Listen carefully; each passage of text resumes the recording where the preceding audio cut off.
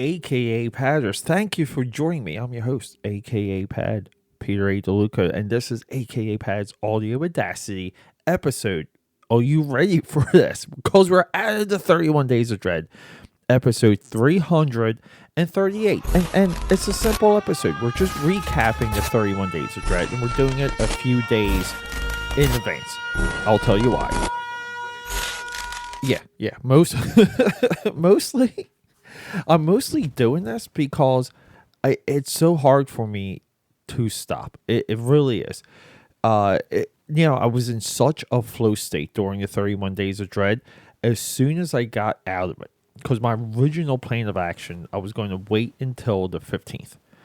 I thought I earned a little bit of a break, and then I was going to go into a little bit of a rush for Thanksgiving, maybe do some Thanksgiving movies again. I really don't know. It's the idea of continuing the 31 Days of Dread into other holidays. I tried this 2 years ago with what was called Thanks Flicking. I have to tell you, this year was super challenging in building the stack of what I was going to review, what I was going to profile, what I was going to discuss. If you think 4 years of Halloween horror movies is difficult, okay? Because next year, I'm already thinking about next year. Wait until you try and do that with Thanksgiving movies and movies that emulate Thanksgiving or around the idea or holiday of Thanksgiving. It's really tough. I felt like I nearly maxed out with 1 year of that. And then normally, or not normally, but the big idea for December was Cinemas, which would be Christmas movies.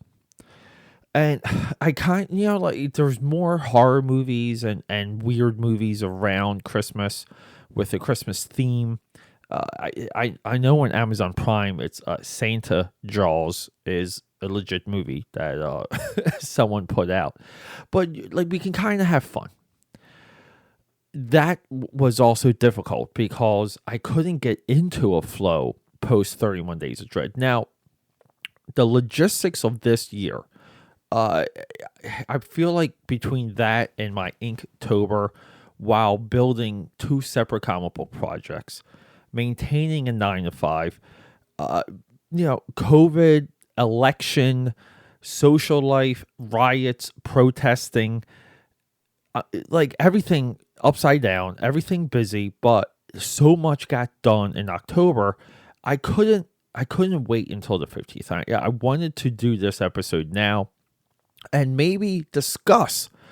Are you ready for this? Because I've been wanting to do this for a few years.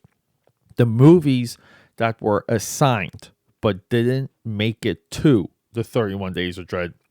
And there's almost a different reason for every movie. But I feel like some of these movies, because a lot of them I watched, deserve full attention because a lot of them blew me away. And we're going to start with Mick G, Netflix, The Babysitter. I did Babysitter. I love that movie. Sequel, it's called, I think it's Queen's Hive or Queen Bee. Loved it. Watch it. Nicolas Cage with Mom and Dad. Holy moly. I so wanted to do a Nick Cage 1-2 combo. I wanted to do Color Out of Space, and I wanted to do Mom and Dad. I just couldn't do it because focusing on H.P. Lovecraft around Halloween was so much more important than just doing Nicolas Cage. Holidays. I was going to pair this with Elvira or Beetlejuice or Addams Family, and it's basically a dark comedy. That's a home run. The two documentaries I wanted to do, Never Sleep Again, Nightmare on Elm Street, Crystal Lake Chronicles Part 1 and Part 2. Now, that's maybe about 6.5 hours worth of documentary. I just felt like, again, documentaries interrupt the flow, the rhythm of talking about movies. Every single year, I want to put documentaries on the 31 Days of Dread. Every year, documentaries make the list, they get pulled. Addams Family. I bumped Addams Family for Beetlejuice. I casually watched Beetlejuice with a babe. It blew me away. Like, I felt like I was watching it for the first time. I had to sit down and talk about it. But I think Addams Family would have had a similar effect on me. Dracula Rising. Which I didn't realize at the time is linked to the Tom Cruise The Mummy movie. Okay, this movie I've been wanting to watch for years and years and years. Right after, like, it might have been October 30th or even 31st, it became available on Amazon Prime for $5. I bought it because it's normally a $15 and up movie, and it visually, it just looks like a movie I would want to own, because like, you can just put it on and cool things catch your eye. I do this with a lot of movies because I respect film being a visual medium. Dracula Rising, holy crap, blew my hair back. I don't really know why people pushed back against what's called the Dark Universe, the Universal Dark Universe. I was going to pair that with I, Frankenstein. Now, this is about the third year in a row these two movies made my list. And guess what? You guessed it. I completely love I, Frankenstein. Seen that movie 3 to 4 times. What else do we have here? Victor Frankenstein. The famous Max Landis script. Max Landis is a master spinner on things we've already known, seen, have ideas about. And I was probably going to tear into that. I'm not really much of a Max Landis guy. I don't know. I do love Chronicle, and I do love his YouTube stuff, even though I have different gripes. There's a YouTube video about it that I made. Check it out, AKAPAD. Texas Chainsaw 2 and Poltergeist 2. Now, Poltergeist 2, one of the greatest underappreciated, underrated, overlooked horror sequels in the history of horror movies. But I wanted to do like a series of 2, like just 2 random sequels. Texas Chainsaw became the Texas Chainsaw block I did with Texas Chainsaw, let me get this, 3D, and Leatherface, the origin of Texas Chainsaw Massacre. So Texas Chainsaw took a walk. Poltergeist took a walk with it. Poltergeist turned into Sinister 1 and 2. And that's all I have. But I will do like more of a shout out to the Nicolas Cage movie Mom and Dad, because whenever I watch a horror movie, if it's not visceral and in your face relatively early, and the movie kind of has a little bit of a draw, I get anxious in the best possible way. And that's because that's from me wanting to know about the hook. I want to know the hook. I love hooks in horror movies. I love how they're like, how they would spin it, what they would say, what they would do. I love it. I love it. I love it. Can never get enough of it. And Mom and Dad completely delivered on the hook.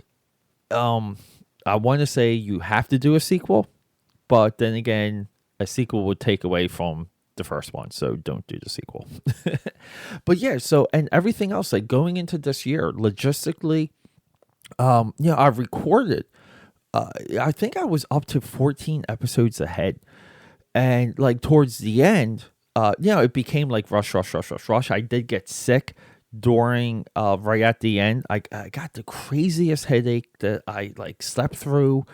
I'm pretty sure I slept through a fever, but that was day 28, October 28th. I had to talk about Ice Cream Man.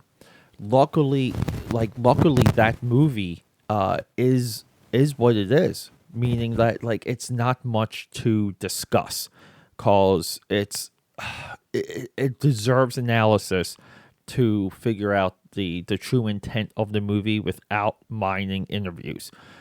I get the reason to understand the process and get some of the people who made the movie involved with the post commentary, or like the postmodern part of the post commentary, if you're following me there. It's important for us to watch, rewatch, understand, and absorb something outside of the influence of the creators, because it's given to us and we have to interpret and put a meaning onto it. This is why, like my big thread here with this podcast is long form discussion, profiling, studying of film. Multiple times, multiple viewer, multiple, because it takes time. It really takes time to let it soak in and to let it hit you. I wish I could do that with a lot of the books I read. I can't. Just too much time per book. Like all these, there's real factors around it. But yeah, this year, I mean, completely shift in time management. With everything else happening, so much less pressure. I mean, last year, I think I fell like 11 days behind. Bravo to me. I'm going to toot my own horn. Bravo to me for roundhousing this year's 31 Days of Dread. And I was really happy to share the movies that didn't really make that month with all of you. Some of them will. Look, Dracula Rising and I, Frankenstein, and Mom and Dad are 3 movies that 100% will get profiled. Babysitter sequel, Netflix also will get profiled, because that is such an awesome, fun, horny movie, because it's nothing but hot people. I love movies filled with hot people. Call me shallow Hal. But yeah, reference there. And let me just preview the next wave, like the next theme of episodes and the next episode. So episode 239 will be the history of all of this. Like I'm going to bring all you guys up to speed on how we ended and how we got to episode 339. So if you're interested in podcasting, if you're interested in picking it up, listen to that episode. I'm going to give away as much as I can, so some of you out there can begin. And then we're going to go into almost like a free form study of film series and the successful ones I feel that isn't labeled Star Wars, Lord of the Rings, Harry Potter, MCU, that stuff. I want to talk about some of these film series that are legit successes that don't have a hot topic push behind them. Like ones that are just really there, that committed to a arc, a storyline, or are too popular for people to notice. Everyone, thank you for joining me. Thanks for hanging out. Bigger, better things coming. Rock and rolling. Promote this to your friends and do something original. Tweet me, AKAPAD. I appreciate you. Goodbye.